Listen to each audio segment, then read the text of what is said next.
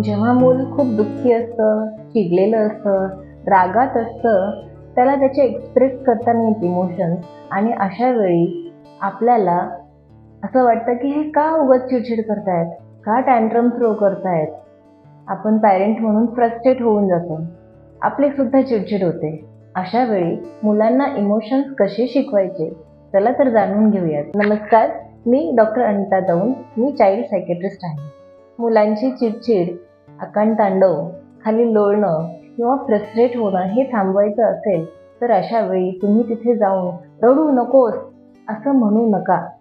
त्याऐवजी तिथे जा, मुलांच्या डोळ्यात डोळे घालून त्याच्या लेवलला येऊन एकदम शांतपणे त्याला सांगा, अरे बाळा, तू मला खूप चिडलेला दिसतोय, काय झालं, टॉवर पडलं का, इट्स ओके. आणि मग मुलं विचार करायला लागतात की हां, मी चिडलोय का, माझं टॉवर पडलंय म्हणून मी चिडलोय का.